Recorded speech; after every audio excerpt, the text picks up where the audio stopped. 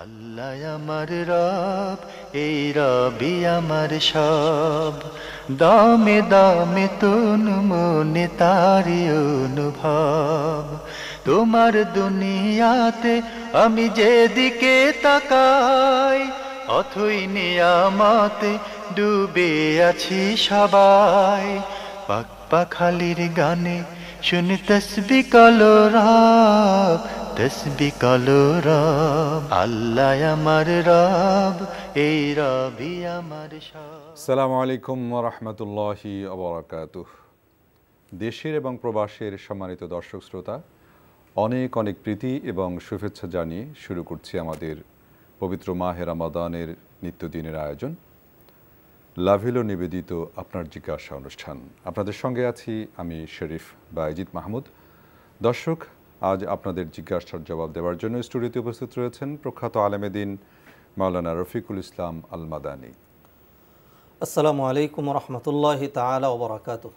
শেখ, আপনি কেমন আছেন? আলহামদুলিল্লাহ। আলহামদুলিল্লাহ আলহামদুলিল্লাহ। আমরা দেখতে দেখতে 17 রমজানে চলে আসলাম। আল্লাহ রাব্বুল আলামিন নিয়ে আসছেন।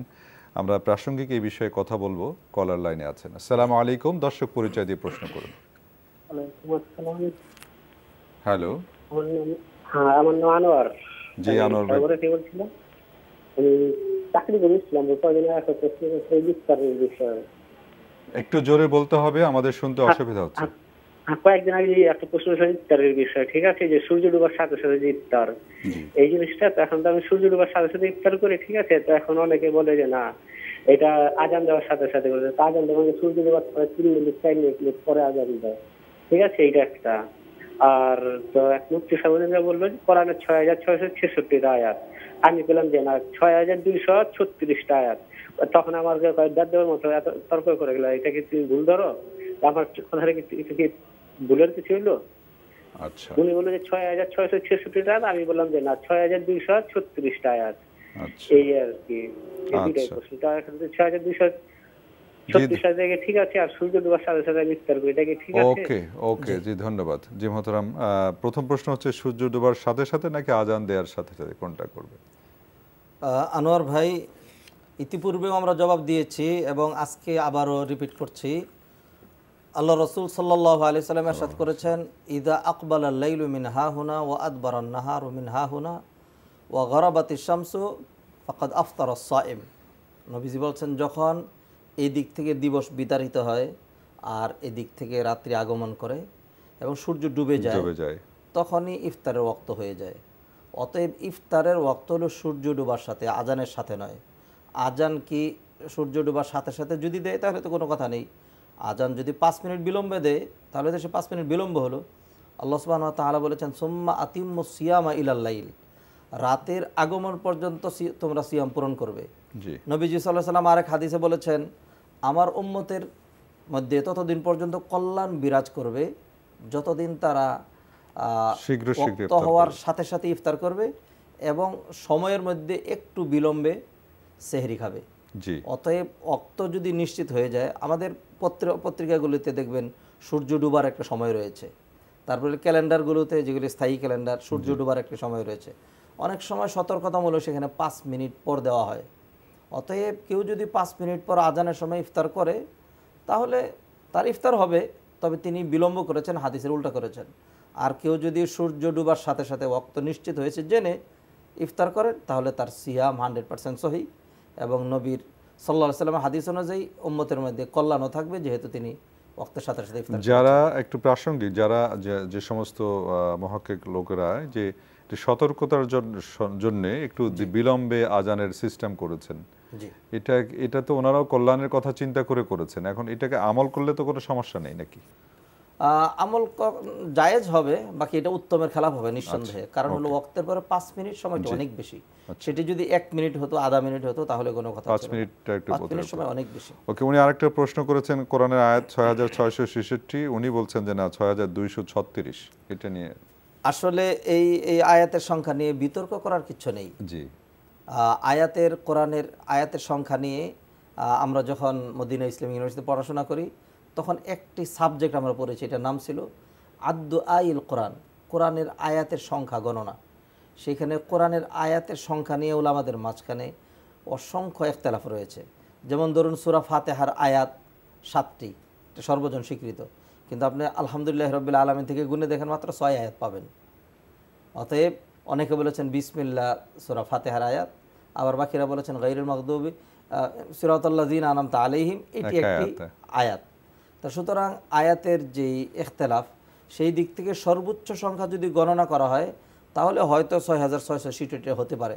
তবে আনোয়ার ভাই যেটি বলেছেন, আমাদের মুসহাফ, আমাদের কোরআনে আমরা যেটি পড়ি এবং হাফসের রেওয়ায়ত অনুযায়ী যে কোরআন আমরা ফলো করি, এইখানে প্রতিটা সূরার আয়াত যদি গণনা করা হয় তাহলে অবশ্যই 6236টা আয়াতই হবে, 6666 আয়াত হওয়ার কোনো সম্ভাবনা নেই।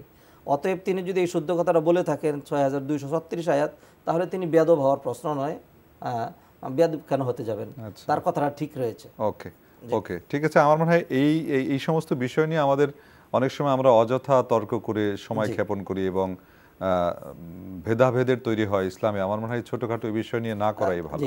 জি, কলার লাইনে আছেন। আসসালামু আলাইকুম, পরিচয় দিয়ে প্রশ্ন করুন। আসসালামু আলাইকুম, আমি মহাখালী থেকে মোশাররফ বলছিলাম। জি মোশাররফ সাহেব, প্রশ্ন করুন।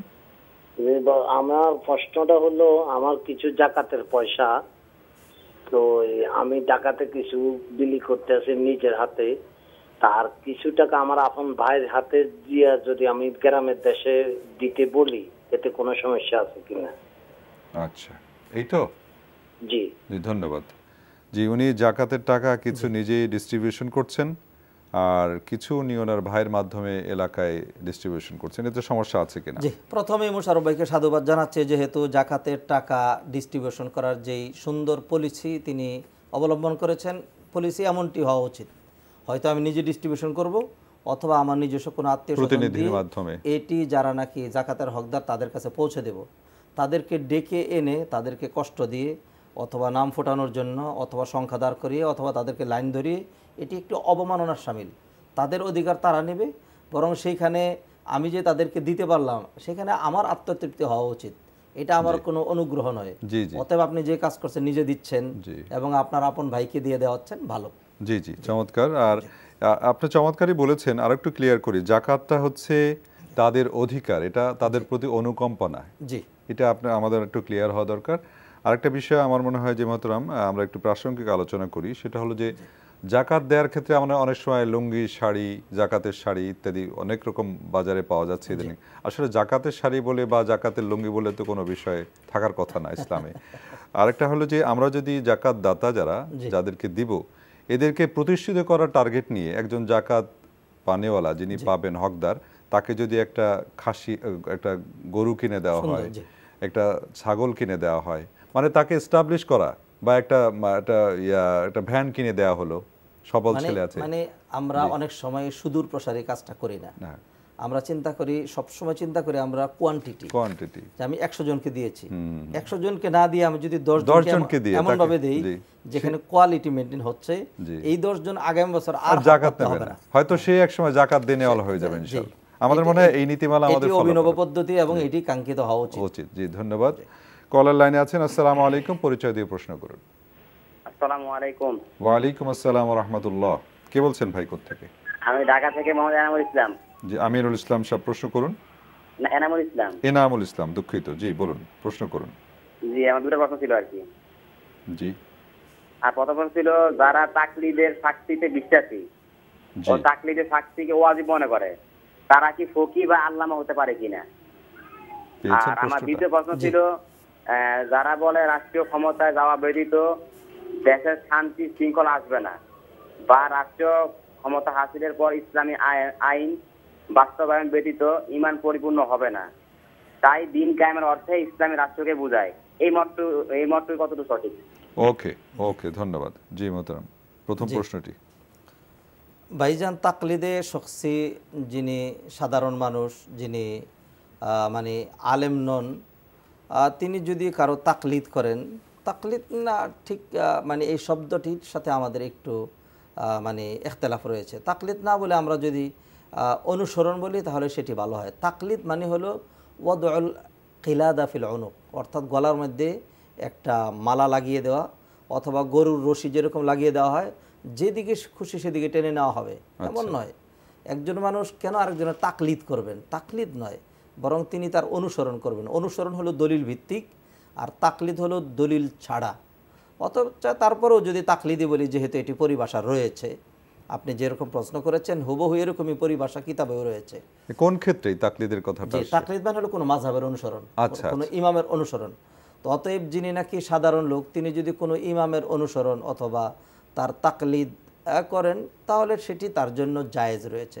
কোনোতে এটি বলার সুযোগ নেই যে তাকে তাকলিদ করতেই হবে, তাকলিদ করা ওয়াজিব।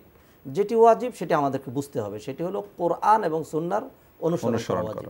কোরআন এবং সুন্নাহর অনুসরণ একজনের মাধ্যমে করেন অথবা 10 জনকে অনুসরণের মাধ্যমে করেন, মেইন টার্গেট হতে হবে কোরআন এবং সুন্নাহ।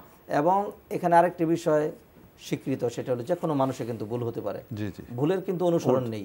এমনকি আমি যদি নামাজে ইমাম সাহেবের পিছনে দাঁড়াই, ইমাম সাহেব সলাতে দাঁড়িয়েছেন, আল্লাহর জন্য দাঁড়িয়েছেন, কিন্তু ভুল কি হয় না? অবশ্যই হতে পারে। তাহলে কি ইমাম সাহেব মাগরিবের নামাজ 4 রাকাত পড়ালে আমি 4 রাকাতই পড়বো? অবশ্যই না, অবশ্যই পড়বো না। সেখানে আমাকে লুকমা দিতে হবে। অতএব বুঝতে হবে যে ইসলাম ভুলের অনুসরণ করেনি, অতএব অন্ধ অনুসরণ করতেই হবে এটা জরুরি নয়। হ্যাঁ, আপনি প্রশ্ন করেছেন যারা এরকম তাকলিদে বিশ্বাসী তারা ফকি বা আল্লামা হতে পারে কিনা। এইটার সাথে তাকলিদের শখসির সাথে ফকি এবং আল্লামার মানে একটি দ্বন্দ্ব রয়েছে। আপনি নিজেকে ফকিও বলবেন আবার আল্লামা বলবেন। আল্লামা মানে যিনি অনেক জানেন, আর ফকি মানে দিনের গভীর জ্ঞান যার কাছে রয়েছে। তাহলে আপনার কাছে যদি দিনের গভীর জ্ঞান থাকে এবং আপনি আল্লামা হন, তাহলে আপনি কেন অন্ধ অনুসরণ করতে যাবেন? সেই ক্ষেত্রে তো আপনি দলিল তালাশ করবেন। অতএব একজন সাধারণ মানুষ যিনি, তিনি তাকলিদে শখসি করতে পারেন, কিন্তু কেউ যদি ফকি বা আল্লামা নিজেকে দাবি করেন, তাহলে তিনি তাকলিদে শখসি করতে পারেন না। প্রসঙ্গত একটু জিজ্ঞেস করি যে আল্লামা এটা কি একটা খেতাব? এটা কি কোনো ডিগ্রি? আল্লামা আসলে এটা আলেম থেকে, আলেম হলো যিনি জানেন, সেখান থেকে আল্লামা হলো যিনি অনেক বেশি জানেন। আমাদের সমাজে মানুষ অল্প একটু জানলেই একটু বাড়াবাড়ি তো আমাদের স্বভাব রয়েছে। অল্প একটু কারণে আমরা এক লোককে বলে ফেলি যে আল্লামা। হয়তো তিনি নিজেও এতে আত্মতৃপ্তি বোধ করেন কিনা জানি না, তবে আল্লামা এত সহজ বিষয় নয়। আচ্ছা, এটা এমনি কোনো ইউনিভার্সিটি বা কোনো প্রতিষ্ঠান থেকে এরকম নয়। ওকে, ধন্যবাদ। উনি আরেকটি প্রশ্ন করেছেন যে রাষ্ট্রীয় ক্ষমতায় যাওয়া এবং তারপরে ইসলাম প্রতিষ্ঠা করা, এছাড়া কি আরো কিছু এরকম কথা বলেছেন? নিশ্চয়ই পেয়েছেন প্রশ্নটা। প্রতিটা মানুষের মনে টার্গেট থাকতে হবে যে আমি যে ধর্মের অনুসারী, এই ধর্ম নেতৃত্বে থাকবে, কর্তৃত্বে থাকবে। আর দিন ধর্ম যদি পূর্ণাঙ্গ প্রতিষ্ঠিত না থাকে, তাহলে অনেক সময় দিনের অনেক বিধিবিধান রয়েছে যেগুলির কার্যকারিতা থাকে না। যেমন ধরুন চোরের হাত কেটে দেওয়া, জিনা ব্যভিচারের শাস্তি দেওয়া, আর এগুলো কার্যকারিতা না থাকলে সমাজে পূর্ণাঙ্গ মানে সুশৃঙ্খলতাও থাকে না। তবে একটি জিনিস, সেটা হলো যে ইসলাম কিন্তু একান্তভাবেই রাষ্ট্র ক্ষমতা যেটি, এটিকে টার্গেট করেনি। যদি আমরা তাই বলি, তাহলে অসংখ্য নবী দেখবেন তারা ছিলেন শুধু নবী, কিন্তু ক্ষমতা ছিল অন্যের হাতে। যেমন ধরেন মুসা আলাইহিস সালামের জমানা, মুসা আলাইহিস সালাম তো জলিল কদর নবী, ক্ষমতা ছিল কার হাতে? ফেরাউনের হাতে। মুসা আলাইহিস সালাম কি সেই জন্য তার নবুয়তের আঞ্জাম দেননি? অবশ্যই দিয়ে গেছেন। অল্প কয়েকজন নবী আছেন যারা ক্ষমতায় প্রতিষ্ঠিত হয়েছেন, এছাড়া অধিকাংশ নবী তারা ক্ষমতায় প্রতিষ্ঠিত। কিন্তু মুসা আলাইহিস সালাম তো ফেরাউনের সাথে লড়াই করেছেন এই অর্থে যে তার মানে আল্লাহর প্রদত্ত যে দায়িত্ব তার, সেটা জানানোর জন্য তার উম্মতের কাছে, তার লোকদের কাছে। আল্লাহ সুবহানাহু ওয়া তাআলা কত সুন্দর করে বললেন মুসা আলাইহিস সালাম এবং হারুন আলাইহিস সালামকে, ইযহাবা ইলা ফিরআউনা ইন্নাহু তাগা, তাদের কাছে যাও, গিয়ে দাওয়াত দাও। ফাকুলা লাহু কাওলাল লাইয়িনা, বিনম্র ভাষায় দাওয়াত দাও। মাথায় তো বাড়ি দিতে বলা হয়নি, সেখানে তাকে তো ছুরি ধরতে বলা হয়নি। আল্লাহ বলছেন লাআল্লাহু ইয়াতাযাক্কারু আও ইয়াখশা, হতে পারে সে উপদেশ গ্রহণ করবে। অথচ আল্লাহ সুবহানাহু ওয়া তাআলা ভালো করেই জানেন ফেরাউনের মতো লোক অন্তত হেদায়েতে আসবে না, এটা তো আল্লাহ জানতেন। কিন্তু তারপরেও তিনি বিনম্র ভাষায়। অতএব আমি যে কথা বলবো সেটা হলো আমাদের প্রত্যেকের টার্গেট থাকতে হবে, সেটা হলো আমাদের দিন কতটা বিজয়ী হয়। তবে যদি এইটাই হয় যে ক্ষমতা ছাড়া ঈমান হবে না, ওইটাই যদি মেইন টার্গেট হয়, তাহলে এই টার্গেটের মধ্যে একটু ভুল রয়েছে। আল্লাহ রাসূল সাল্লাল্লাহু আলাইহি ওয়াসাল্লাম তো মদিনার ইসলামী যে স্টেটের মালিক হলেন যখন, তখনই কিন্তু উনি পাওয়ারটাকে ইমপ্লিমেন্ট করতে পেরেছেন সর্বক্ষেত্রে, এটাও তো প্রতিষ্ঠিত সত্য। ধন্যবাদ। না, আমার মনে হয় এটা অনেক আলোচনার বিষয়, আর আপনি যথার্থই বলেছেন যে ইসলাম সফটলি মানুষের কাছে দাওয়াতকে পৌঁছাতে হবে, আর ইসলাম প্রতিষ্ঠিত না থাকলে তো অনেক কিছু। আর আল্লাহ অন্যত্র বলেছেন উদউ ইলা সাবিলি রাব্বিকা বিল হিকমাতি ওয়াল মাউযাতিল হাসানা। জি, কলার লাইনে আছেন। আসসালামু আলাইকুম ওয়া রাহমাতুল্লাহ। আসসালামু আলাইকুম। ওয়ালাইকুম আসসালাম ওয়া রাহমাতুল্লাহ। কে বলছেন? আমি বলুন। ঢাকা থেকে ফাহমিনা বলছিলাম। জি, প্রশ্ন করুন। ফাহমিদা। ফাহমিদা জি জি, আমার 3টা প্রশ্ন ছিল। আমার প্রথম প্রশ্ন হচ্ছে, আমার মা আর কি অসুস্থ, তো উনি রোজা রাখছেন 11টা, তারপর আর রাখতে পারেননি। আচ্ছা। তো আমি তো আমরা জানি যে শাওয়ালের রোজাগুলো রাখা হয়, আর তারপরে আপনার রমজানের মানে কাজা রোজাগুলো রাখা হয়। এখন আমার মা যদি কোনো কারণে রোজা রাখতে না পারেন, মানে রমজানের রোজাগুলো আগে রাখা যাবে না শাওয়ালের রোজা রেখে এগুলো রাখা যাবে? ওকে, নেক্সট প্রশ্ন। এটা আমার 1 নম্বর প্রশ্ন। 2 নম্বর প্রশ্ন হচ্ছে, মানে আমরা তো জানি যে আল্লাহ তাআলা কসম কাটলে মানে কাফারা নাকি দিতে হয়, ওটা যদি মানে কোনো কারণে হয়। তো আমার 2 বোন আর কি ঝগড়া করেছিল, কসম কাটলে কাফারা দেওয়া। জি জি জি, মানে আমার 2 বোন ঝগড়া করেছিল, তখন আমার মেজো আপু আর কি রাগ করে আমার বড় আপুকে বলেছিল যে ও আর কোনোদিন মানে আল্লাহ কসম কেটে বলেছিল যে আর কোনোদিন তোমার বাসায় যাব না। আচ্ছা। তো ও পরবর্তীতে এটার জন্য অনুতপ্ত হয়েছে। তো এখন কিভাবে এটা আর কি করা যাবে? ও যদি আপুর বাসায় যেতে চায় সেক্ষেত্রে ও কি করবে? মানে ওকে পেয়েছি, আপনার প্রশ্ন পেয়েছি। নেক্সট। জি। আর 3 নম্বর প্রশ্ন হচ্ছে, আমরা জানি জন্ম মৃত্যু বিয়ে সবই মানে আল্লাহর হুকুমে হয়, আল্লাহর যখন হুকুম আসে তখন। তো আমরা অনেকগুলো বোন, আমাদের বাবা নেই, তো সেক্ষেত্রে দেখা যায় মানে অনেক বিয়ে আসে, অনেক সময় আমাদের হয় না, আমরা না করে দিই। তো আত্মীয় স্বজনদের জন্য আমাদেরকে আর কি দেখে না, তো আরো খারাপ খারাপ কথাও বলে, এত বয়স হয়ে গেছে বিয়ে হচ্ছে না বা কি, মানে এগুলো বলে। তো যদি আল্লাহর হুকুমই থাকে সেক্ষেত্রে মানে আমরা কি করতে পারি? এখন তো আমরা নিজেরা নিজেদের বিয়ের জন্য চেষ্টা করতে পারি না, এই জন্য কি আমার বাবা বা মা বা আমরা কি কোনো মানে আল্লাহর কাছে কোনো শাস্তি পেতে পারি যে বিয়ে হচ্ছে না এর জন্য? ওকে, ধন্যবাদ বোন, আপনার 3টি প্রশ্ন পেয়েছি। আমার প্রথম প্রশ্ন হচ্ছে বোন ফাহমিদার যে মা অসুস্থ, 11 রোজা রাখার পরে রাখতে পারেন নাই, আর তারপরে শাওয়ালের রোজার কথা বলেছেন, আগে পরে কোনটা রাখবেন, এরকম কি করতে পারেন?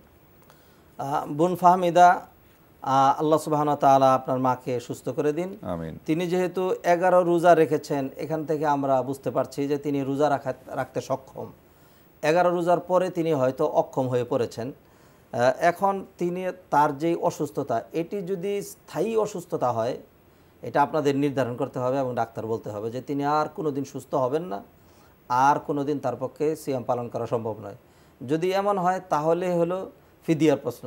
কিন্তু আপনি আবার পাশাপাশি শাওয়ালের রোজার কথা প্রশ্ন করেছেন, এর মানে বোঝা যাচ্ছে তিনি হয়তো আবার সুস্থ হওয়ার সম্ভাবনা রয়েছে। অতএব তিনি যদি সুস্থ হন, রমাদানের ভিতরেই তিনি যদি সুস্থ হন, বাকি যে কয়টা রোজা পারেন তিনি সেগুলি করে ফেলবেন। আর যে কয়টা কাজা হবে এইগুলো তিনি সর্বপ্রথম এই কাজা রোজাগুলো করবেন, কারণ এগুলো হলো ফরজ। আর শাওয়ালের রোজাগুলো হলো সুন্নত এবং ফরজের মধ্যে ফরজ প্রাধান্য পাবে, এই হলো একটি যুক্তি। আর তাছাড়া নবীজি সাল্লাল্লাহু আলাইহি ওয়াসাল্লাম হাদিসে বলেছেন, মান সামা রমাদান সুম্মা আতবাহু বিসিত্তিন মিন শাওয়াল, যে ব্যক্তি মাহে রমাদানের সিয়াম পূর্ণ করলো অতঃপর শাওয়ালের 6টি রোজা রাখলো, সে যেন পুরা বছর রোজা রাখলো। অতএব তার যেহেতু মাহে রমাদানের রোজা পূর্ণ হয়নি, তিনি আগে মাহে রমাদানের রোজা পূর্ণ করবেন, তারপরে পারলে শাওয়ালের রোজা রাখবেন, না পারলে রাখবেন না। ওকে জি, উনি দ্বিতীয় প্রশ্ন করেছেন যে কসম কাটলে কি কাফারা দিতে হবে কিনা। ঘটনা বলেছেন ওনার এক বোন আরেক বোনের সাথে রাগ করে বলেছিলেন যাব না, এখন কি করতে হবে? আপনার এই বোনের উচিত সে তার কসম অবশ্যই ভঙ্গ করবে এবং আরেক বোনের বাড়িতে যাবে, তার সাথে ভালো আচরণ করবে। তবে যেহেতু কসম করেছিল, কসম ভঙ্গ করলে কসমের কাফারা দিতে হবে। কোরআনে কারীমে আল্লাহ সুবহানাহু ওয়া তাআলা বলেছেন, লা ইউআখিযুকুমুল্লাহু বিল্লাগবি ফি আইমানিকুম ওয়ালাকিন ইউআখিযুকুম বিমা আক্কাদতুমুল আইমান ফাকাফারাতুহু ইতআমু 10 মাসাকিন। কেউ যদি কসম করে আর কসম ভঙ্গ করে, তাহলে তার কাফারা হলো 10 জন মিসকিন খাওয়ানো। অতএব আপনারা তো কয়েক বোন আছেন, বেশ কয়েকটা বোন আছেন যাদের মেয়ে বেশি থাকে, এটি জান্নাতে যাওয়ার একটি মাধ্যম পিতামাতার জন্য। অতএব আপনারা যেহেতু বোন বেশি, আপনাদের বাসায় রহমতও বেশি রয়েছে এবং আল্লাহ নবীজি সাল্লাল্লাহু আলাইহি ওয়াসাল্লাম মেয়েদেরকে বেশি পছন্দ করতেন। আপনারা কয়েক বোন মিলে খানা তৈরি করে, হতে পারে আপনার সেই বোনের বাসায় খানা তৈরি করে 10 জন মিসকিন ডাক দিয়ে একবার খাওয়াই দিবেন, তাইলে কসমের কাফারা হয়ে গেল। চমৎকার, খুব সোজা একটি বিষয় বোন ফাহমিদা বললেন মহতারাম। এবং সবশেষে উনি একটা মানে অত্যন্ত জীবন ঘনিষ্ঠ এবং এটা আমাদের সমাজ ব্যবস্থায় খুবই জড়িত, যে উনি একটু বলেছেন জন্ম মৃত্যু আর বিয়ে, কিন্তু ওনার বাবা নাই, অনেকগুলো বোন, কখনো কখনো বয়স হয়ে যাচ্ছে, বিয়ে হচ্ছে না, নানা রকমের কথা, কটু কথা বলে থাকেন। তো এই ক্ষেত্রে তো তাকদীরের বিষয়, তো ওনাদের বিয়ে নিজেরা তো ক্যাম্পেইন করতে পারে না, সেক্ষেত্রে আল্লাহর কি সাহায্য ওনারা পেতে পারেন, কি ওয়ে রয়েছে? এক নম্বর কথা হলো আত্মীয় স্বজনের উচিত আপনাদেরকে সহযোগিতা করা। এর উল্টা তারা কেউ যদি কটু কথা অথবা মানে অনাকাঙ্ক্ষিত কথাবার্তা বলে থাকে, সেটার জন্য তাদের গুনাহ হবে, আপনারা সওয়াব পাবেন। এই একটি, এটা খুবই দুঃখজনক, এটা আমাদের সমাজে এগুলো খুবই দুঃখজনক একটা বিষয়। জি, আল্লাহ সুবহানাহু ওয়া তাআলা কোরআনে কারিমে বলেছেন অমিন কুল্লি শাইইন খালাকনা যাওজাইনি, আমি সব জিনিস জোড়া জোড়া সৃষ্টি করেছি। তো আপনাদেরও নিশ্চিত আল্লাহ সুবহানাহু ওয়া তাআলা জোড়া রেখেছেন, সেই জোড়াটা 2 দিন আগে অথবা পরে আল্লাহ সুবহানাহু ওয়া তাআলা ব্যবস্থা করে দিবেন। আপনাদের যেটি উচিত সেটা হলো কায়মনোবাক্যে আল্লাহর কাছে দোয়া করা। কি আমল, বিশেষ কোন আমল কি আছে? বিশেষ আমল এটি, আল্লাহর কাছে আপনি সিজদায় দোয়া করেন, তাহাজ্জুদ পড়ে দোয়া করেন, আল্লাহ সুবহানাহু ওয়া তাআলা রব্বানা হাব লানা মিন আজওয়াজিনা ওয়া যুররিয়াতিনা কুররাতা আয়ুন ওয়াজআলনা আল্লাহ তুমি আমাদের জন্য ভালো স্বামীর ব্যবস্থা করে দাও, আমাদের বিবাহের ব্যবস্থা করে দাও। মন থেকে কোনো মানুষের দ্বারস্থ না হয়ে, মানুষের কথা না শুনে আল্লাহর কাছে ন্যস্ত করুন, আল্লাহ সুবহানাহু ওয়া তাআলা এত সুন্দর ব্যবস্থা করে দিবেন, তখন আপনার মনে পড়বে যে টিভি থেকে যে উত্তর দেওয়া হয়েছিল আমরা সেটির ফলাফল পেয়েছি। আলহামদুলিল্লাহ। আপনি কি মোহতারাম আয়াত নম্বরটা সূরাতে বলতে পারবেন? আমিন কুল্লি শাইইন খালাকনা না, রব্বানা হাব লানা মিন আজওয়াজিনা, এটি হলো সূরা ফুরকানের আয়াত। জি, 19 পারার 5 নাম্বার পৃষ্ঠায় রয়েছে, এই সূরার লাস্টের দিকে। সূরা ফুরকানের, জি সূরা ফুরকানের লাস্টের দিকে। জি, আমার মনে হয় চমৎকার একটি পরামর্শ মোহতারাম দিলেন। এবং ফাহমিদা, আপনার 3টি প্রশ্নের উত্তর দেওয়া হলো। সবশেষে যে আয়াতটির কথা বলা হলো, আপনি এই আয়াতটি আমল করেন, আপনারা আশা করছি আল্লাহ রাব্বুল আলামিন অবশ্যই আপনাদেরকে ফলাফল দিবেন। রব্বানা হাব লানা, সূরা ফুরকান, জি জি সূরা ফুরকানের লাস্টের দিকে পাবেন। জি, আল্লাহ আমার রব, এই রবি আমার সব, আল্লাহ আমার রব, এই রবি আমার সব। দর্শক লাইনে আছেন, পরিচয় দিয়ে প্রশ্ন করুন। হ্যালো। হ্যালো, আসসালামু আলাইকুম ওয়া রাহমাতুল্লাহ। আসসালামু আলাইকুম। ওয়ালাইকুম আসসালাম। হ্যালো, আমি ঝালুকা ডিস্ট্রিক্টে ডাক্তার নজরুল ইসলাম বলছি। জি, ডাক্তার নজরুল সাহেব প্রশ্ন করুন। আছে, প্রথম প্রশ্ন হইল, একটু জোরে বলবেন কাইন্ডলি। হ্যালো, জি হ্যালো, একটু জোরে বলবেন প্লিজ। হ্যাঁ, আমি যখন জুমার নামাজের দিন, জি, আমরা তখন ওই খুতবা আরম্ভ হয়ে যায়, খুতবা যখন ইমাম সাহেব শুরু করেন, জি, তখন তো সুন্নাত নামাজের নিয়ত করা যাবে কিনা, যেহেতু আমরা জানি যে ওই ওয়াজিব। আচ্ছা আচ্ছা, জি, এটা অনেকে দেখা যায় যে ওই প্রশ্ন পেয়েছি ভাইয়া, প্রশ্ন আরম্ভ করিয়ে যায়। আপনারা এটা প্রশ্ন পেয়েছি। দ্বিতীয় প্রশ্ন করুন। জি, এই হলো একটা। আর দ্বিতীয় প্রশ্ন হইলো যে পিতামাতার প্রতি সন্তানের জি খেদমত করা, তাদের ভরণ পোষণ দেওয়া, জি, তাদের সাথে ভালো আচরণ করা, এইটা কি শুধু ছেলের জন্য, ছেলেদের জন্য না, ছেলে মেয়ে উভয়ের জন্য? আচ্ছা, ঠিক আছে। অনেক সময় তো দেখা যায় যে ওই ছেলে থাকে না। আচ্ছা, সেটা একটু বিস্তারিত বলবেন। ওকে, জি, নেক্সট। 2 নম্বর কোশ্চেন, জি, আমরা যখন রাতে ঘুমাইতে যাই, জি, তখন উযু করা জরুরি কিনা? আচ্ছা আচ্ছা, যদি ওযুর পরিবর্তে তায়াম্মুম করলে হবে কিনা? আচ্ছা আচ্ছা, ঠিক আর আছে। কোনটা আমল করতে করতে ঘুমাই পড়লে সেইটা সবচেয়ে উত্তম ইবাদত হবে? আচ্ছা, ঠিক আছে ভাইয়া, ধন্যবাদ ডাক্তার নজরুল সাহেব আপনাকে। খুব চমৎকার 3টি প্রশ্ন করেছেন। জুমার নামাজ খুতবা শুরু হওয়ার পরে সুন্নাত পড়া যাবে কিনা, প্রথম প্রশ্নটা। জি ডাক্তার নজরুল ভাই, আপনার প্রশ্নের জন্য ধন্যবাদ। দেখুন, জুমার দিন এটি হলো ইবাদতের দিন। নিয়ম হলো মুসল্লিয়ানে কারাম জুমার দিন অনেক আগেই চলে আসবেন। ইমাম সাহেব আসবেন দেরিতে, যদিও আমাদের সমাজের সিচুয়েশনটা একটু পাল্টে গিয়েছে, ইমাম সাহেব আগের থেকে থাকতে হবে, নাহলে অনেক সময় আবার চাকরি থাকে না, না হলে অনেক সময় চাকরি থাকে না। আল্লাহ রসুল সাল্লাল্লাহু আলাইহি সাল্লাম তিনি মানে আসতেন বিলম্বে। হাদিসে নবীজি সাল্লাল্লাহু আলাইহি সাল্লাম বলেছেন, যারা জুমার দিন প্রথম প্রহরে আসবে তাদের মর্যাদা এত বেশি যেন তারা আল্লাহর রাস্তায় একটা উট কুরবানি পেশ করলো। যারা দ্বিতীয় প্রহরে আসলো তারা যেন ফাঁকা নামা কাররা বাকারা, তারা যেন বকরি। এইভাবে রাসূলুল্লাহ সাল্লাল্লাহু আলাইহি ওয়াসাল্লাম 5 ভাগে বিভক্ত করেছেন যারা পূর্বে আসবে। প্রথম প্রহরের যারা আসছে তারা কোরবানি পেশকারী উট, দ্বিতীয় প্রহরের গরু, তৃতীয় প্রহরে বকরি, চতুর্থ প্রহরে মুরগি, পঞ্চম প্রহরের ডিম। এরপরে ইমাম সাহেব যখন খুতবা শুরু করে দেন তখন ফেরেশতারা তাদের ডায়েরি বন্ধ করে ফেলে, আর নাম উঠায় না। এরপরে যারা আসবে তাদের জুমার নামাজ হবে, তবে মর্যাদার ডায়েরিতে তাদের নাম হবে না। এখন প্রশ্ন হলো যে ইমাম সাহেব যখন খুতবা দিচ্ছেন, খুতবা শোনা তো ওয়াজিব, অবশ্যই। যারা মসজিদে আছেন তারা কি করবেন? যারা পূর্ব থেকে মসজিদে আছেন তারা কোনো তাসবিহ তাহলিলও করতে পারবেন না, কোনো নামাজও পড়তে পারবেন না, খুতবা শুনতে হবে অ্যাবসলিউটলি। জি, কিন্তু যারা পরে আসলো এখন তারা কি করবে? মসজিদে ঢুকে কি বসে যাবে? না, বসে যাবে না। কারণ নবীজি সাল্লাল্লাহু আলাইহি ওয়াসাল্লামের কতগুলো হাদিস। এক হাদিসে তিনি বলছেন, ইযা দাখালা আহাদুকুমুল মসজিদ ফালা ইয়াজলিসান্না হাত্তা ইউসাল্লি রাকাতাইন, কেউ মসজিদে ঢুকে 2 রাকাত সালাত পড়া ছাড়া যেন না বসে, একটি হাদিস। নবীজি সাল্লাল্লাহু আলাইহি ওয়াসাল্লাম নিজে খুতবা দিচ্ছিলেন, এমন সময় এক ব্যক্তি এসে ঢুকে, যেহেতু নবীজি খুতবা দিচ্ছেন, খুতবা শোনার জন্য সে বসে গেল। নবীজি খুতবা বন্ধ করলেন, তারপর তাকে জিজ্ঞেস করলেন, দাঁড়াও, তুমি কি নামাজ পড়েছো? বলেছে, না, পড়ি নাই। এবং তার নাম উল্লেখ করেছে, তার নাম ছিল সুলাইক আল গাতফানি, হাদিস রয়েছে মুসলিম শরীফে। তখন আল্লাহ রাসূল সাল্লাল্লাহু আলাইহি ওয়াসাল্লাম বললেন, কুম সল্লি রাকাতাইন ওয়াল তাজাওয়াজ ফিহিমা, দাঁড়াও, 2 রাকাত নামাজ পড়ো, তবে যেহেতু খুতবা চলছে খুব লম্বা সূরা দিয়ে পড়ো না, একটু সংক্ষিপ্ত করো। অতএব ইমাম সাহেবের খুতবা চলাকালীন যারা বাহির থেকে আসবে তারা তাড়াহুড়া করে 2 রাকাত নামাজ পড়ে নেবে, যারা পূর্ব থেকে থাকবে তাদের আর কোনো নামাজ নেই। ওকে, জি। উনি দ্বিতীয় প্রশ্ন করেছেন যে মাতা পিতার প্রতি যে সন্তানের পিতামাতার প্রতি সন্তানের যে দায়িত্ব কর্তব্য, সেটা কি শুধু ছেলেদের ক্ষেত্রে নাকি ছেলে মেয়ে উভয়ের ক্ষেত্রে? খুব মজার প্রশ্ন। এবার আমার প্রশ্ন ডাক্তার সাহেবের কাছে, পিতামাতা কি শুধু ছেলেদের নাকি মেয়েদেরও, আর সন্তান কি শুধু ছেলেরা নাকি মেয়েরাও?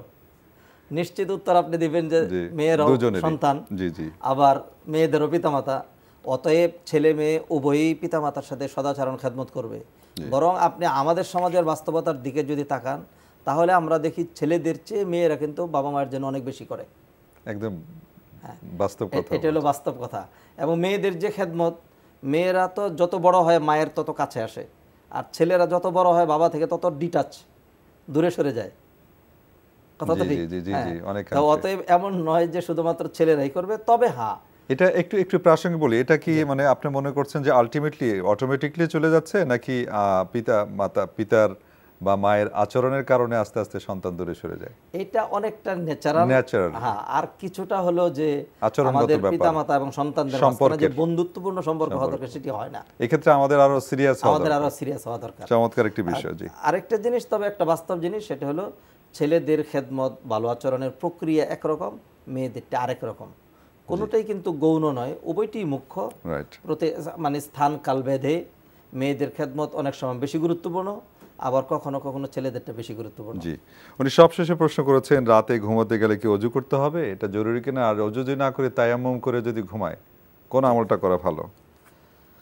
আপনি রাতে ঘুমানোর সময় যত বেশি আমল করবেন, ততই আপনার ইবাদতের ডিগ্রি বাড়বে।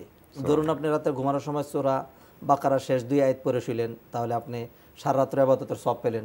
ডান কাত হয়ে শুলেন, ঘুমের দোয়া পড়ে শুলেন, ওযু সহকারে শুলেন, এরপরে দুরূদ শরীফ পড়লেন, বিছানা পরিষ্কার করে শুলেন, আয়াতুল কুরসি পড়লেন, ততই আপনার সওয়াবের ডিগ্রি। কারণ আপনি এখন তো ঘুমাবেন, আর তো আমল করবেন না। যে আমলগুলো করছেন এর কারণে আপনার ঘুমের যে সময়টা, এর সওয়াবের ডিগ্রি বাড়তে থাকবে। অতএব আপনার জন্য ওযু করা জরুরি না, কিন্তু যদি ওযু সহকারে শোন, তাহলে এটার জন্য আপনি এক্সট্রা বেনিফিট পাবেন, সওয়াব পাবেন। গুড অ্যান্ড ওয়েল যেটাকে বলে ইংরেজিতে। ওকে, ধন্যবাদ ভাই ডাক্তার নজরুল। আশা করছি আপনি 3টি প্রশ্নের উত্তর চমৎকারভাবে পেয়েছেন এবং খুবই জীবন ঘনিষ্ঠ প্রশ্ন ছিল আপনার। ধন্যবাদ আপনাকে আবারও জানাচ্ছি। কলার লাইনে আছেন। আসসালামু আলাইকুম। আসসালামু আলাইকুম। ওয়া আলাইকুম আসসালাম ওয়া রাহমাতুল্লাহ। কে বলছেন ভাইয়া, কোথা থেকে?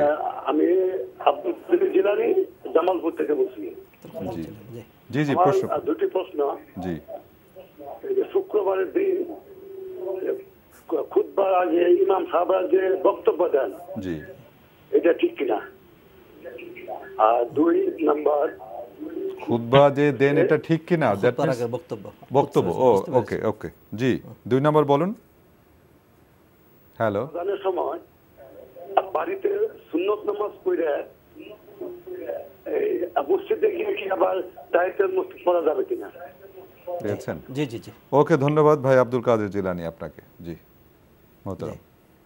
জি, আব্দুল কাদের জিলানী ভাই, মাশাআল্লাহ, আমরা তো আব্দুল কাদের জিলানীকে বহু পরে হলেও পেয়ে গিয়েছি।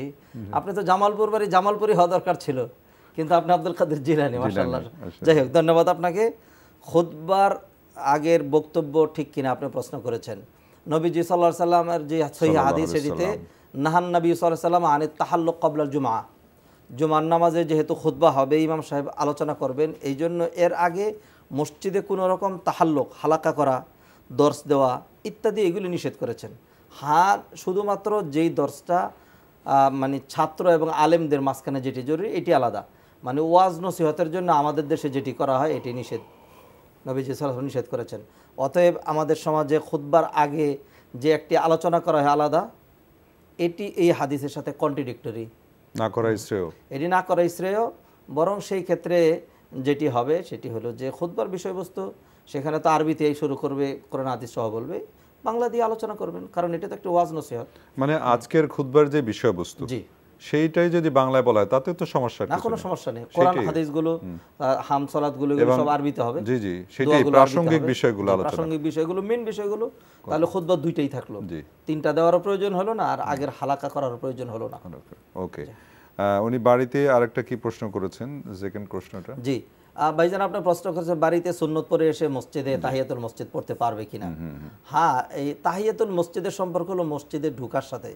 এর আগে আপনি সুন্নত পড়েছেন নাকি পড়েননি সেটার সাথে নয়। অতএব আপনি যখনই মসজিদে ঢুকবেন, মসজিদে ঢুকার সাথে তাহিয়াতুল মসজিদের সম্পর্ক। অতএব জুমার দিন হোক বা অন্য দিন হোক, আপনি যদি মসজিদে প্রবেশ করেন তাহলে আপনি তখনই আপনি তাহিয়াতুল মসজিদ পড়বেন। ধন্যবাদ ভাই আব্দুল কাদের। আমরা জিলানি না বলে জামালপুরি বলি নাকি? জিলানি ভাই। জিলানি ভাই, অবশ্যই আপনাকে বলবো যেহেতু আপনি ওটি নাম রেখেছেন। কলার লাইনে আছেন, আসসালামু আলাইকুম। হ্যালো, আসসালামু আলাইকুম। ওয়ালাইকুম আসসালাম রাহমাতুল্লাহ। কে বলছেন? জি, আমি হাবিবুর রহমান বলছিলাম মাদারীপুর থেকে। জি ভাই হাবিবুর রহমান, প্রশ্ন করুন। জি, আমার তিনটা প্রশ্ন আছে। আমি প্রথম প্রশ্নটা হলো যে আমার স্ত্রী, উনি আমার নতুন আমাদের একটা বাচ্চা হয়েছে, বাচ্চার বয়স 45 দিন। আচ্ছা। তো এখন 42 দিন পরে যখন উনি আমাদের যে রমজানের রোজা রাখতেছে, তো রমজানের রোজা রাখায় ওনার দেখা যায় যে মানে সারাদিন রোজা রাখার পরে তার শরীর অবস্থা একটু খারাপ হয়ে যায়। আচ্ছা, এক্ষেত্রে যদি সে রোজা কায়দা করতে পারবে কিনা। ওকে ওকে, হ্যালো হ্যালো, লাইনটি কেটে গেল মনে হয় সম্ভবত। ওকে ভাই হাবিবুর রহমান, আপনার প্রথম প্রশ্নটি আমরা পেয়েছি, পরে আপনি আবার চেষ্টা করুন। জি, মোহতারাম, প্রশ্নটা পেয়েছি। জি জি জি জি জি হাবিবুর রহমান ভাই, আপনার ওয়াইফের যেহেতু রোজা রাখার পর শরীরের অবস্থা, অথবা এমন হতে পারে বাচ্চার মানে খাবার দুধ পাচ্ছে না, এমন হয়, এমত অবস্থা তার জন্য রোজা রাখা আদৌ ঠিক হবে না। কারণ আল্লাহ সুবহানাহু ওয়া তাআলা মানে ইসলামের মধ্যে কোনো রকম হারাজ বা সমস্যা রাখেননি, কঠিন করেননি, সহজ করেছেন। সুতরাং তিনি এখন রোজা রাখবেন না। পরবর্তীতে যখন বাচ্চা একটু বড় হবে, তার পক্ষে যখন রোজা রাখা সহজ হবে, তখন তিনি এটি কাজা করে নেবেন। এর জন্য কোনো ফিদিয়াও দিতে হবে না, অন্য কোনো কিছু কাজ আদায় করে নিলে হবে। জি, বরং তিনি যদি রোজা রেখে নিজের শরীরের অবস্থা খারাপ করেন অথবা বাচ্চার কোনো সমস্যা হয়, এটার জন্য গুনাহগার হবেন। আল্লাহু আকবার, আল্লাহ কত সহজ করেছেন। ধন্যবাদ ভাই হাবিবুর রহমান, আপনার প্রশ্নের উত্তর দিতে পারলাম প্রথমটা, পরে অন্য কোনো সময় হয়তো আপনার দ্বিতীয় প্রশ্নের উত্তর দেওয়া হবে ইনশাআল্লাহ। কলার লাইনে আছেন, আসসালামু আলাইকুম, পরিচয় দিয়ে প্রশ্ন করুন। আসসালামু আলাইকুম। ওয়ালাইকুম আসসালাম। কে বলছেন বোন, কোত্থেকে? আমি দিনাজপুর থেকে বলছি। আমার বেশ কয়েকটা প্রশ্ন আছে। সংক্ষেপে বলুন, মূল কথাটি বলুন। জি, প্রশ্নটি সংক্ষেপে। এক নাম্বার প্রশ্ন হচ্ছে প্রস্রাব পায়খানার আদব, অর্থাৎ মাথায় কাপড় দেওয়া বা ঢিলা কুলুপ করা সম্পর্কে একটু বলবেন। আচ্ছা। 2 নাম্বার প্রশ্ন হচ্ছে আমাদের গোসলখানার টয়লেট তো একটা, তো আমরা টয়লেট করে যখন ওযু করব তখন টয়লেটের দোয়াটা কখন বলবো, মানে গুফরানাকা কখন বলবো? জি, আচ্ছা। জি। 3 নাম্বার প্রশ্ন হচ্ছে মানে আমার তো ছোট বাচ্চা, আমি নামাজ পড়তে বসলাম, সেই মুহূর্তে আমার ছোট বাচ্চা টয়লেটে পায়খানা করলো। আচ্ছা। তো নামাজ পড়তে পড়তে আমি যখন তাকে সুতু করাইতে যাব, তখন কি তাকে সুতু করার পর আমাকে পুনরায় ওযু করতে হবে, না শুধু হাত পরিষ্কার করে আসলেই হবে? ওকে, জি। নেক্সট আরো আছে? আরেকটা প্রশ্ন হচ্ছে মানে আমাদের ফরজ গোসলের কাপড় বা প্রত্যেকদিন আমরা গোসলটা করি, সেই কাপড় গুলো আমরা কিভাবে ধুবো? মানে 3 বার পানি চেঞ্জ করে 3 বার ধুবো, না পানিতে 3 বার বিসমিল্লাহ বলে ধুবো? ওকে ওকে, জি ধন্যবাদ বোন, আপনার 4টি প্রশ্ন আমরা পেয়েছি। মোহতারাম, যে পেশাব পায়খানার পরে ঢিলা কুলুপের যে পদ্ধতি, এই বিষয়টা বলেছেন। প্রস্রাব পায়খানার তো অনেক আদব রয়েছে, বরং ইসলামী একমাত্র ধর্ম যেখানে প্রস্রাব পায়খানার আদব সহ, নিয়ম সহ, দোয়া সহ, মানে যাবতীয় কমপ্লিট গাইডলাইন রয়েছে। এছাড়া অন্য কোনো ধর্মে কিন্তু পাবেন না।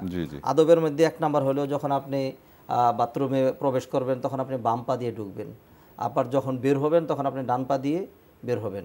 আর ডিলাকুলুকের যেই বিষয়টি সেটি মহিলা পুরুষ সবার জন্যই। যদি ডিলাকুলুক ব্যবহার করতে চায় তাহলে ডিলাকুলুকই যথেষ্ট, পানি আর লাগবে না। যদি পানি না থাকে তাহলে ডিলাকুলুক ব্যবহার করবে, আর যদি ডিলাকুলুক ব্যবহার করে তাহলে পানি না ব্যবহার করলেও চলবে। তবে যদি দুইয়ের সমন্বয় সাধন করতে চায় ইজি হয়, কোনো সমস্যা নেই, বেশি উত্তম, মানসিক প্রশান্তির ব্যাপার থাকে প্রশান্তির জন্য। তবে কোনো অবস্থাতেই যদি না থাকে, কোনো অবস্থাতেই ডিলাকুলুক, এটা বিশেষ করে আমাদের দেশে পুরুষদের ক্ষেত্রে পরিলক্ষিত হয়, অনেকে ডিলাকুলুক ব্যবহার করে রাস্তাঘাটে যে হাঁটাহাঁটি করেন, এইটা একদম টোটাল নির্লজ্জ কাজ এবং এটি একদম হারাম। নিজের লজ্জাস্থানে হাত দিয়ে মানুষের সামনে হাঁটাহাঁটি করা, এইটা একদম স্ট্রিক্টলি প্রহিবিটেড। কেউ যদি ডিলাকুলুক ব্যবহার করতে চায় তাহলে তিনি তার বাথরুমের ভিতরেই ব্যবহার করবেন, এরপরে তিনি নিশ্চিত হলে। আর এরও প্রয়োজন নেই, নবীজি সাল্লাল্লাহু আলাইহি ওয়াসাল্লাম বলেছেন যদি ওয়াসওয়াসা আসে তাহলে সে পানি ছিটিয়ে দেবে, যাতে পরবর্তীতে সে মনে করে যে আমার প্রস্রাব এটি ভিজেনি, বরং পানি দিয়েই ভিজেছে। তারপরেও কেউ যদি মনের আশ্বস্ততা কামনা করে ডিলাকুলুক পানি উভয়টি সে ব্যবহার করতে পারে। দেখতেও তো জিনিসটা কেমন জানি লাগে যে হাঁটাহাঁটি করছে, আবার নানা রকম শারীরিক ইয়াও করে, কসরত করে। ওকে, উনি দ্বিতীয় প্রশ্ন করেছেন যে টয়লেট কখন দোয়া পড়বেন, বাথরুমে ঢুকলে কখন যে দোয়াটা পড়বেন? বাথরুমে ঢোকারও দোয়া রয়েছে, বের হওয়ার পরে দোয়া রয়েছে। আপনি যখন বাথরুমে ঢুকবেন তখন পড়বেন আল্লাহুম্মা ইন্নী আউযু বিকা মিনাল খুবুসি ওয়াল খাবাইস। এটি আপনি পড়বেন হলো টয়লেটের বাহিরে থাকা অবস্থায়। এই দোয়া পড়া শেষ করে বাম পা দিয়ে ঢুকবেন, আবার টয়লেট থেকে বের হয়ে ডান পা দিয়ে বের হয়ে যখন সম্পূর্ণ বাহিরে চলে আসবেন তখন আপনি পড়বেন গুফরানাক। টয়লেটের ভিতরে আপনি এই দোয়াটা পড়বেন না। আচ্ছা, টয়লেটের ভিতরে কোনো দোয়া বিসমিল্লাহ কোনো কিছু পড়া যাবে না। ও আচ্ছা আচ্ছা।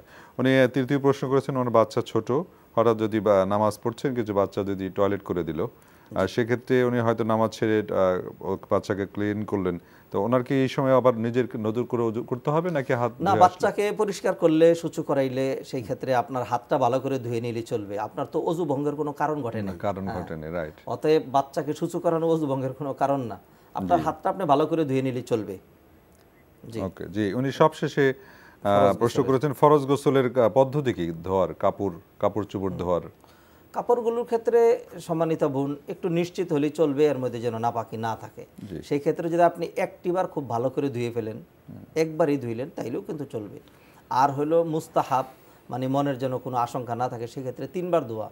একই পানির মধ্যে যদি আপনি 3 বার ধোন তাহলে তো লাভ হলো না, ওই ময়লাটিটা আবার পানিটা চেঞ্জ করে নিতে হবে। পানি যদি কম থাকে সেক্ষেত্রে কম পানি দিয়ে ধুবে, কম করে দিয়ে ধুবে। আর যদি সেটি হয় হাউজে বা পুকুরে তাহলে তো পানি সেখানে মানে সবসময় পরিবর্তন হচ্ছে। একই স্থানে যদি পানি একটু নাড়া দিয়ে করে তাহলে এক জায়গায় দিতে পারবে। ধন্যবাদ বোন, দিনাজপুর থেকে আপনি প্রশ্ন করেছিলেন, আপনার 4টি প্রশ্নের উত্তর দেওয়া হলো। মোহতারাম, আমরা আরো ইনশাআল্লাহ প্রশ্ন নিব এবং আপনার থেকে উত্তরও শুনবো। আল্লাহ আমার রব, এই রবি আমার সব। আল্লাহ আমার রব, এই রবি আমার সব। দর্শক যিনি লাইনে আছেন পরিচয় দিয়ে প্রশ্ন করুন। হ্যালো, আসসালামু আলাইকুম। ওয়ালাইকুম আসসালাম ওয়া রাহমাতুল্লাহ। কে বলছেন ভাইয়া? জি, আমি সোহাগ বলছিলাম। আপনার টিভির ভলিউম কমিয়ে ভাই সোহাগ প্রশ্ন করুন, টিভির ভলিউমটা কমিয়ে প্রশ্ন করুন। জি, আমি সোহাগ বলছিলাম বাসাবো মাদারটেক থেকে। জি, প্রশ্ন করুন ভাইয়া। আমার 3টা প্রশ্ন। তো প্রথম প্রশ্নটা হচ্ছে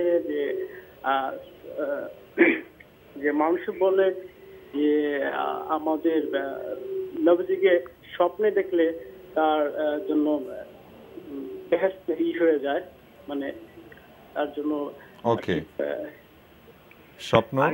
স্বপ্নে দেখলে নবীজিকে বেহেশত ওয়াজিব হয়ে যায়। ওকে জি, হ্যাঁ, এরকমটা শুনলাম। আর আরেকটা হচ্ছে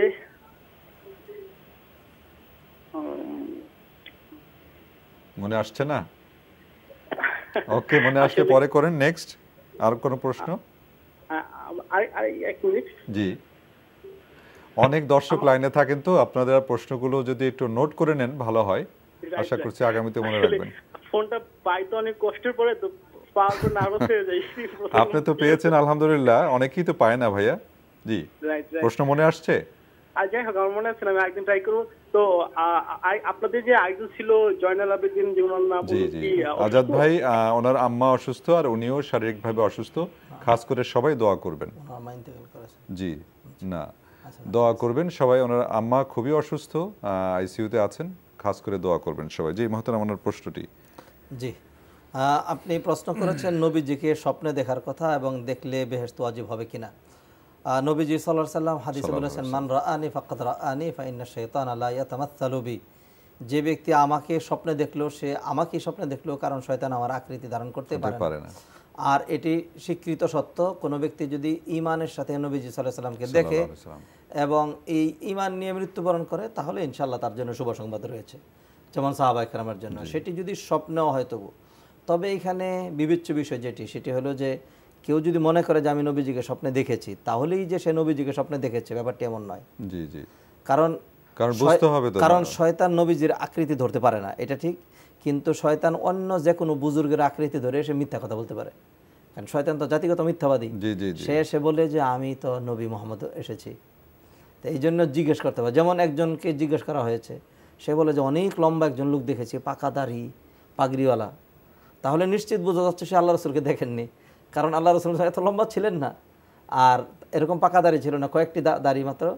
তাহলে বোঝা গেছে তাকে ধোঁকা দিয়েছে শয়তান। অতএব কোনো ব্যক্তির আমল যদি ভালো হয় তাহলে সে আল্লাহ চাইলে, জরুরি নয়, আল্লাহ রসুলকে স্বপ্ন দেখতে পারেন। আর দেখলে সে এটি বলে বেড়াবে না, এটি নিয়ে সে ইয়া করবে না। এবং দেখার পরে এটা মিলাইতে হবে যে আল্লাহ রসুল যে সিরাত, তার যে সুরাত, তার যে অবস্থা ছিল, এটার সাথে যদি মিল পড়ে তাহলে সেটা মনে মনে রাখাই ভালো। হ্যাঁ জি, ধন্যবাদ।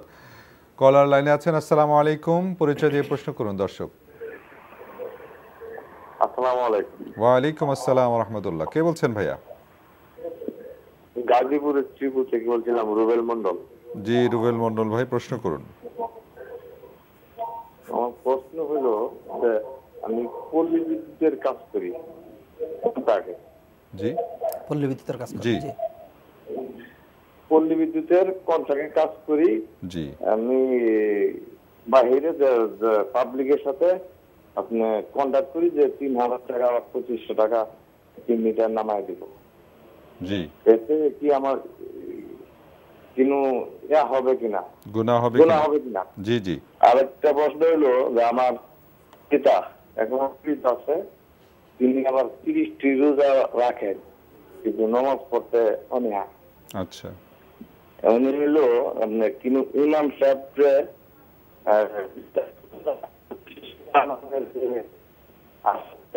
হ্যালো, ওকে, নামাজ পড়তে পারেন না, কি করবেন এই তো আপনার পিতা? আমরা মনে হয় প্রশ্নটা পেয়েছি, মোহতরম পেয়েছেন তো, উনি রোজা রাখেন। হ্যালো, আপনি কি লাইনে আছেন? নাই। জি জি, পল্লী বিদ্যুতের কাজ করেন কন্ট্রাক্টে। হ্যাঁ, সেক্ষেত্রে যে টাকা পয়সার যে জি, আপনি পল্লী বিদ্যুতের কাজ করেন এবং মানুষ থেকে কন্ট্রাক্ট করে মিটার নামিয়ে দেন। জি, তো সেখানে দেখতে হবে যে যদি এটা মানে সরকার অনুমোদিত নিয়ম যদি এটি হয়, অথবা পল্লী বিদ্যুতের স্বীকৃত সিস্টেম যদি এটি হয় যে একজন লোককে এই ফিগুলি, এই টাকাগুলো দিতে হবে, যদি সরকারি সিস্টেমে, অথবা যদি এমন হয় যে একজনের একটি কাজ সেটি আপনি করে দেওয়ার জন্য একটি কন্ট্রাক্ট নিলেন যে এই টাকাটা দিলে আমি কাজটা করে দিতে পারি, তাহলে সেটা বৈধ হইতে পারে। তবে যদি এমন হয় যে সরকারি নিয়মের বাইরে হলে তো বৈধ হবে না। সরকারি নিয়মের বাইরে এই টাকাটা আপনি অন্যভাবে নিয়ে নিচ্ছেন, অথবা একটা লোক দিতে বাধ্য হচ্ছে সে বিদ্যুৎ পাওয়ার জন্য, তাহলে একদম হারাম হবে। বিশেষ করে পল্লী বিদ্যুতের সাথে এটি কিন্তু একটা প্রসিদ্ধ বিষয় যে পল্লী বিদ্যুতের সেক্টরের কাজগুলো কোনোভাবেই সুদ ঘুষ ছাড়া হচ্ছে না। এটি গ্রামগঞ্জে আমরা নিজের ভুক্তভোগী সেই ক্ষেত্রে। এবং আমাদের দেশে সরকারের নিয়ম হলো এই বিদ্যুৎ আসার জন্য গ্রাহকের কোনো রকম পয়সার প্রয়োজন নেই, একটা যৎসামান্য সরকারি ফি ছাড়া।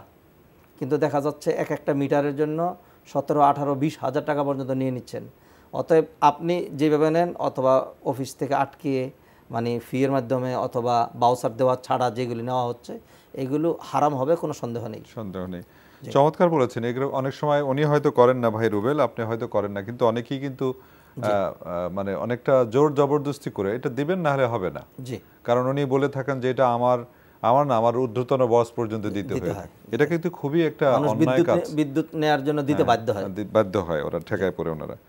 জি, উনি আরেকটা প্রশ্ন করেছেন, পিতা সুস্থ, রোজা রাখছেন কিন্তু নামাজ পড়তে পারছেন না, সেক্ষেত্রে কি করবেন? এটি কিন্তু বোধগম্য নয়। এটি কিন্তু বোধগম্য নয় যে একজন রোজা রাখতে পারছেন, নামাজ পড়তে পারছেন না। নামাজটা আরো অনেক বেশি সহজ। নামাজটা আরও বেশি জরুরি। আল্লাহ সুবহানাহু ওয়া তাআলা বলেছেন যদি কেউ সামর্থ্যবান হয় তাহলে সে দাঁড়িয়ে পড়বে, আর যদি দাঁড়াতে না পারে তাহলে সে বসে সালাত আদায় করবে, আর তাও যদি না পারে শুয়ে শুয়ে আদায় করবে। এতেও যদি অক্ষম হয় ইশারায় নামাজ আদায় করবে। যতক্ষণ পর্যন্ত হুশ জ্ঞান রয়েছে সালাত আদায় করতে হবে। অনেক উলামায়ে কেরাম কিন্তু অত্যন্ত শক্ত বক্তব্য দিয়েছেন, বলেছেন যারা সালাত আদায় করবে না তাদের রোজা শুদ্ধ নয়। আল্লাহ, কারণ হলো এটি আগে, এবং নবীজি সাল্লাল্লাহু আলাইহি ওয়াসাল্লাম বলেছেন মান তারাকা সালাতা মুতাআম্মিদান ফাকাদ কাফার, ইচ্ছা করে সালাত ছেড়ে দিল তো সে কুফরি করে ফেলল। তাহলে সালাত না থাকলে তো ঈমানই ঠিক থাকে না, তাহলে সে সিয়াম রাখবে কেন? কারণ এটাও তো আগের ফরজ, যে আগের ফরজ, ফরজ একটা বাদ দিয়ে আরেকটা করলে তো হলো না। অতএব সালাতটাকে বেশি গুরুত্ব দিতে হবে, তারপরে হলো সিয়াম। সিয়ামটা মাপ হতে পারে কিন্তু সালাত মাপের কোনো সুযোগ নেই। জি, আল্লাহু আকবার। আল্লাহ আমাদের সবাইকে তৌফিক দান করুন। ভাই রুবেল, আশা করছি আপনি দুটি প্রশ্নের উত্তরই সুন্দরভাবে পেয়েছেন। কলার লাইনে আছেন, আসসালামু আলাইকুম, পরিচয় দিয়ে প্রশ্ন করুন। ওয়ালাইকুম আসসালাম, আমি মোহাম্মদ আসাদুজ্জামান যাত্রাবাড়ি থেকে বলছিলাম। জি ভাই আসাদ ভাই, প্রশ্ন করুন। আমি একটা বিষয় জানতে চাচ্ছি, আমার ওয়াইফের সাথে প্রচন্ড ঝগড়ার মাধ্যমে, হ্যাঁ, এবং হায়েজ অবস্থায় আমি তাকে 3 বার তালাক বলে ফেলেছি। তো সেই ক্ষেত্রে এখন আমার আসলে করণীয় কি? এবং আমার বিবাহিত 8 বছরে আমার ওয়াইফের সাথে এরকম মানে কথার কাটাকাটি এর আগে হয়েছে, কিন্তু এরকম কথার কাটাকাটি কখনই হয় না। ওদিনকে আমি তার সাথে খুবই রাব ব্যবহার করছি, এবং ফ্যামিলির সাথে সামনে বসে আমার বাচ্চাটার সামনে বসে আমি মানে।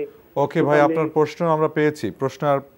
1 নম্বর কথা হচ্ছে যে আমরা এই তালাক সংশ্লিষ্ট বিষয়ে প্রশ্নের উত্তর এখানে দেওয়া সম্ভব না, কারণ অনেকগুলো বিষয় থাকে। তারপর মহতারাম সংক্ষেপে, আমাদের সময় খুবই কম, কিছু বলতেন। আসলে আমি আপনাকে পরামর্শ দিচ্ছি, আপনাদের যা ঘটেছে সেটা আপনারা কাগজে লিখে ইফতা বোর্ড রয়েছে সেখানে আপনারা পাঠাবেন। আপনি ঝগড়া করেই তালাক দেন অথবা 8 বছরের মধ্যে মাত্র একবারই করে থাকেন, তালাক তো এমন এক জিনিস, তালাক দিলে তো তালাক হবেই। আর মানুষ তো তালাক মানে খুব ভালো অবস্থায় দেয় না, একটু রাগ করেই দেয়। তবে যদি কারো অবস্থা এরকম হয় যে এমন চরম রাগ যে তারা হিতাহিত কোনো জ্ঞান ছিল না, এটি আবার বুঝে যে আমি তালাক দিয়ে তাকে দূর করতে হবে, 1 তালাকের জায়গায় 3 তালাক দিতে হবে, তাহলে তো বোঝা গেল জ্ঞান ছিল। অতএব আমরা লম্বা ডিসকাশনে যাচ্ছি না, আমরা যেহেতু তালাকের বিষয় এটি আপনাকে পরামর্শ দিচ্ছি, ইফতা বোর্ড থেকে ফতোয়া গ্রহণ করুন। জি, ধন্যবাদ মোহতারাম। আজকে আপনি অনেকগুলো জীবন ঘনিষ্ঠ প্রশ্নের উত্তর চমৎকারভাবে দিয়েছেন, জাযাকাল্লাহু খায়রান। আল্লাহ জিকে খায়। জি জি। দর্শক শ্রোতা, আপনারা এতক্ষণ যাবত দেখছিলেন লাভ হলো নিবেদিত আপনার জিজ্ঞাসা অনুষ্ঠান। আপনারা এই অনুষ্ঠানটি আমাদের অনলাইনেও দেখতে পারেন, ভিজিট করুন www.ntvbd.com। এছাড়াও ইউটিউব ও ভেরিফাইড ফেসবুক পেজেও আমাদের এই অনুষ্ঠান দেখতে পারেন। দর্শক, আমাদের খুব ভালো লাগছে যে আজকে অনেকগুলো জীবন ঘনিষ্ঠের প্রশ্নের উত্তর দেওয়া গেছে। আসুন আমরা যা জানছি মহান রবের কাছে, আজকে এই 17 রমজান ঐতিহাসিক বদর দিবস, আমরা সময় থাকলে এই বিষয় নিয়ে আলোচনা করতাম, কিন্তু আমরা সময় পেলাম না বলে আলোচনা করার সুযোগ পেলাম না। আসুন আমরা এই বিষয়ে বদর দিবস সম্পর্কে, ঐতিহাসিক বদর সম্পর্কে আমরা পড়াশোনা করি। মহান রব্বুল আলামিন যেন আমাদেরকে সেই তৌফিক দান করেন। দেখা হবে ইনশাল্লাহ অন্য কোনো দিন। সে পর্যন্ত আপনাদের সবাইকে আল্লাহ রাব্বুল আলামিন সুস্থ রাখুন, ভালো রাখুন এবং রাখুন নিরাপদে। আসসালামু আলাইকুম ওয়া রাহমাতুল্লাহি ওয়া বারাকাতুহু।